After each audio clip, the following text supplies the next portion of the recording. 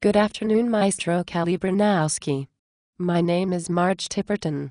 I'm president of the Chestertown Symphony Chorus. Thank you for meeting me at the accounting office where I work during the day. It was no problem at all. Good to meet you. As you know, I recently earned a DMA in conducting from Eastman and since then have been an intern with the Tallis Scholars and associate conductor of the New York Pro Camerata, but I'm looking forward to having a group of my own. Well then, I'm delighted to tell you that, on behalf of the search committee, your name is on the short list to become our new music director. That's fantastic news. How many applications did you receive? 1,048. We like you because your last name does not sound American and we find your slight accent charming. But so as not to discriminate, we blindly chose 5 other finalists, and also one person we liked on YouTube, even though he didn't apply. I see. I feel lucky. What's the next step? We will ask you to lead a rehearsal of the chorus and get as close to performance ready the following excerpts. The Dies Irae from the Verdi Requiem, the choral portions of Beethoven 9, and a modern work of your choice. Also, we will ask you to lead vocal warm-ups. We are very interested to see how you lead vocal warm-ups. And if you still want to do another piece, you could take us through the Hallelujah Chorus, which we do every year at our Summer Under the Shining Stars Pops concert. That's a tall order for one rehearsal, but I'm up for the challenge. Oh no, I'm afraid you don't understand. We're having all our finalists rehearse the same night. You'll have about 10 minutes. I wish we could give you more, but we need to give the singers time to fill out a 5-page evaluation of you. On a scale of 1 to 10, each singer will rate you as a conductor, including stick technique, musicality, air training, rhythmic accuracy, score preparation, and so on. My oh my! I had no idea the chorus consisted of professionally trained musicians qualified to make that level of evaluation. Oh, we're not. We're entirely a group of amateurs. Many of us don't read music and rely on the music director to teach us the notes for 3.5 months and an ad expression at the dress rehearsal. We sing out of love. That's why we sound so good. I think better than professionals. And we know what we like in a music director. I see. I think most professional musicians would also say they do it out of love, and that's why they sacrifice so much for their careers.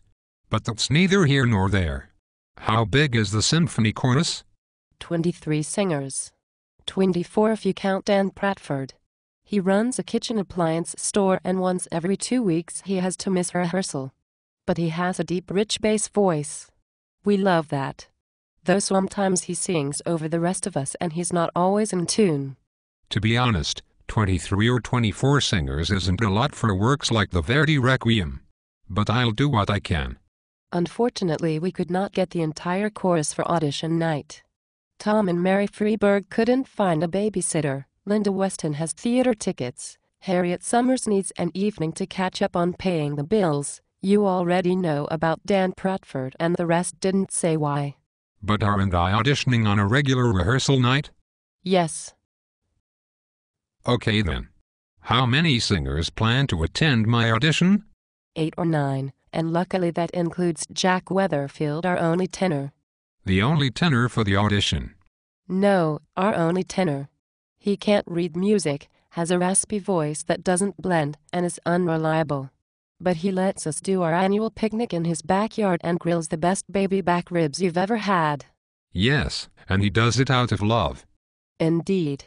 You mentioned I should prepare a modern work. What sorts of modern music has the chorus performed in the last few seasons?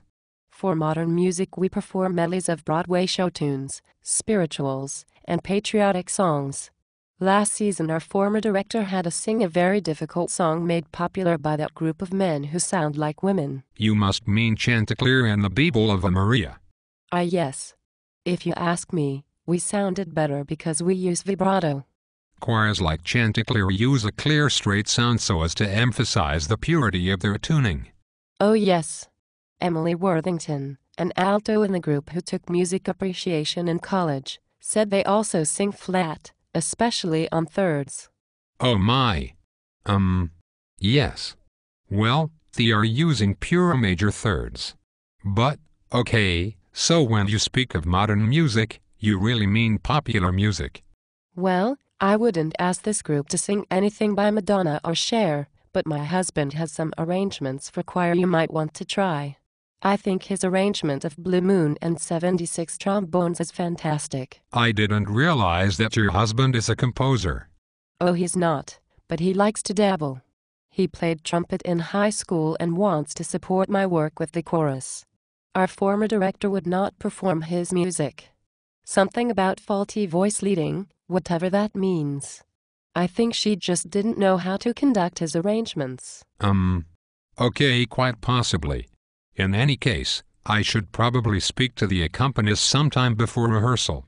We don't really have an accompanist, though as a favor to you, I would be willing to play piano. I took lessons until midway through high school, but I would be happy to plunk out some notes. Yes. I appreciate that. So, I'll see you and the others at rehearsal next Tuesday night. That's right. Let me run out to the car and grab some of my husband's choir arrangements for you to look over. Thanks. Why don't I meet you at the Dunkin' Donuts across the street where I've just decided to apply for a job?